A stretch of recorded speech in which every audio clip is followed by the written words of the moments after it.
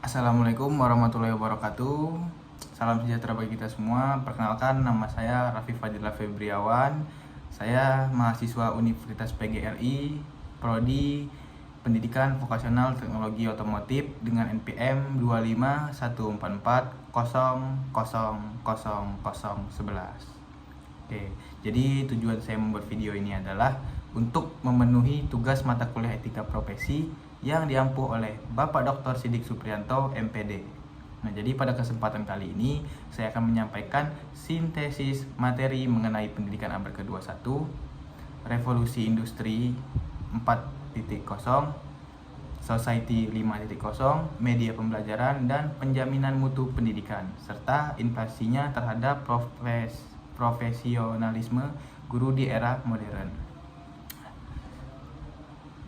Perkembangan teknologi yang sangat pesat telah membawa perubahan besar dalam berbagai aspek kehidupan manusia, termasuk dalam dunia pendidikan.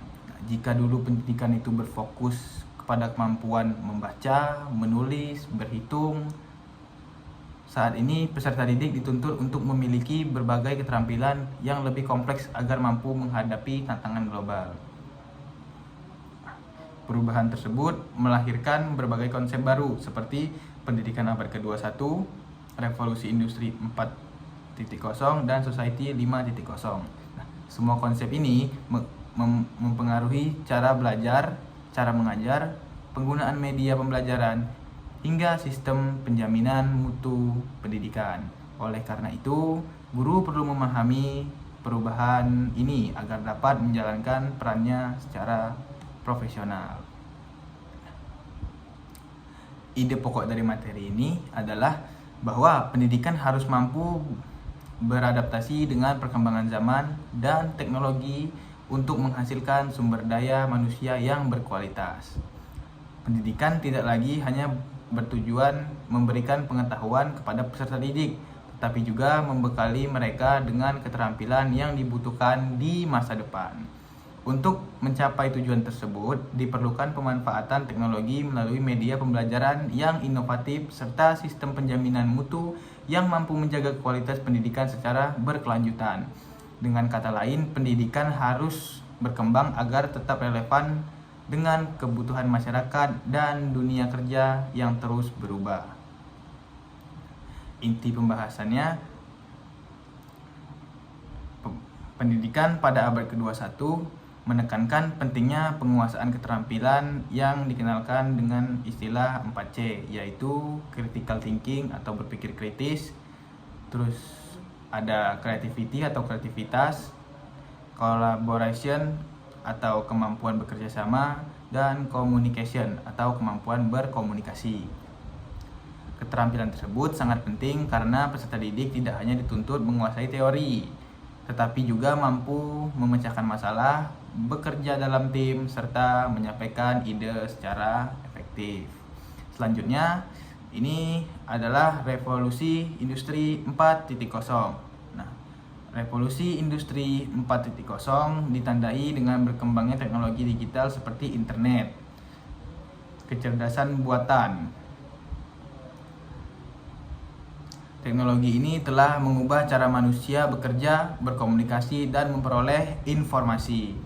Nah, dalam dunia pendidikan, revolusi industri 4.0 ini mendorong penggunaan teknologi digital dalam proses pembelajaran seperti pembelajaran daring, penggunaan aplikasi pendidikan, video pembelajaran, serta sebagai platform digital lainnya. Kemudian muncul konsep society 5.0.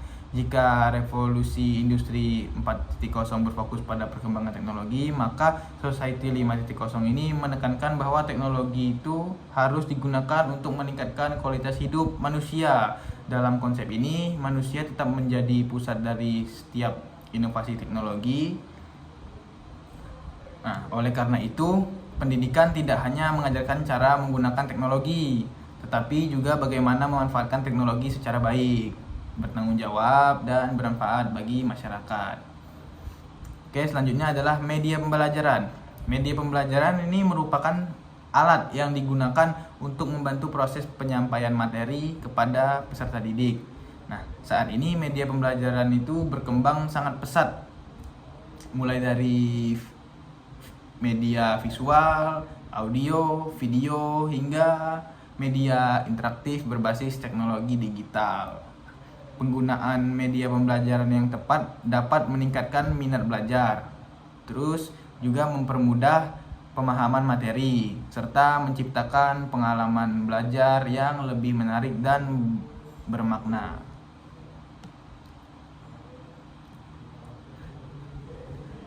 Terakhir adalah penjaminan mutu pendidikan. Penjaminan mutu pendidikan ini merupakan serangkaian kegiatan yang bertujuan memastikan bahwa seluruh proses pendidikan berjalan sesuai standar yang telah ditetapkan. Penjaminan mutu mencakup kualitas guru, kurikulum, sarana prasarana, proses pembelajaran, serta hasil belajar peserta didik. Dengan adanya penjaminan mutu, sekolah dapat melakukan evaluasi dan perbaikan secara terus-menerus sehingga kualitas pendidikan tetap terjaga. Hubungan antar gagasan. Nah, kelima konsep tersebut memiliki hubungan yang sangat erat. Pendidikan abad ke-21 menjadi arah dan tujuan utama pendidikan saat ini, yaitu menghasilkan peserta didik yang memiliki kompetensi yang sesuai dengan kebutuhan zaman. Nah, untuk mencapai tujuan tersebut, revolusi industri 4.0 menyediakan berbagai teknologi yang dapat dimanfaatkan dalam pembelajaran. Kemudian, Society 5.0 memberikan landasan bahwa teknologi harus digunakan untuk kepentingan manusia dan peningkatan kualitas hidup masyarakat. Dalam praktiknya, guru menggunakan berbagai media pembelajaran berbasis teknologi sebagai sarana untuk mencapai tujuan pembelajaran yang lebih efektif dan menarik. Agar seluruh proses tersebut berjalan dengan baik, diperlukan penjaminan mutu pendidikan yang berfungsi menjaga dan meningkatkan kualitas pendidikan secara berkelanjutan. Jadi dapat disimpulkan bahwa pendidikan pada abad ke-21 ini adalah tujuan yang ingin dicapai revolusi industri 4.0, menyediakan teknologi pendukung. Society 5.0 memberikan arah pemanfaatnya, media pembelajaran menjadi alat pelaksananya, dan penjaminan mutu pendidikan memastikan kualitas seluruh proses tersebut. Inflasi bagi guru. Perubahan yang terjadi di era digital membawa konsekuensi besar terhadap profesionalisme guru. Nah, guru itu tidak lagi menjadi satu-satunya sumber informasi, karena peserta didik dapat memperoleh informasi dari berbagai sumber melalui internet. Oleh karena itu, peran guru berubah menjadi fasilitator, pembimbing, motivator, sekaligus inspirator dalam proses pembelajaran. Nah, guru ini dituntut untuk mampu menguasai teknologi, informasi, dan komunikasi, memanfaatkan media pembelajaran digital, serta menciptakan pembelajaran yang kreatif dan inovatif. Selain itu juga, guru juga harus memiliki kemampuan berpikir kritis, kemampuan memecahkan masalah, serta kemampuan untuk terus belajar sepanjang hayat. Guru yang profesional adalah guru yang mampu beradaptasi dengan perubahan dan terus mengembangkan kompetensinya sesuai perkembangan zaman. Dengan demikian, profesionalisme guru saat ini tidak hanya ditentukan oleh penguasaan materi pelajaran, tetapi juga oleh kemampuan memanfaatkan teknologi dan menciptakan pembelajaran yang relevan dengan kebutuhan peserta didik.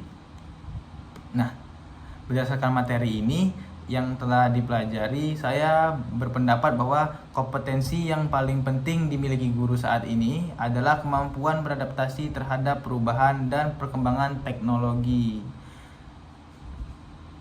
Jadi, guru yang memiliki kemampuan adaptasi akan lebih mudah mempelajari teknologi baru, menerapkan metode pembelajaran yang inovatif, dan menyesuaikan diri dengan kebutuhan peserta didiknya.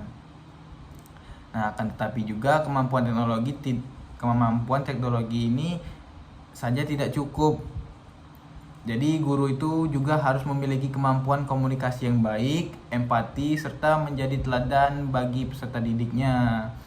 Sebab pendidikan bukan hanya tentang transfer ilmu pengetahuan, tetapi juga pembentukan karakter dan nilai-nilai kehidupan. Karena itu saya percaya bahwa guru masa depan adalah guru yang mampu membangunkan kompetensi teknologi dengan kompetensi sosial dan kepribadian yang baik.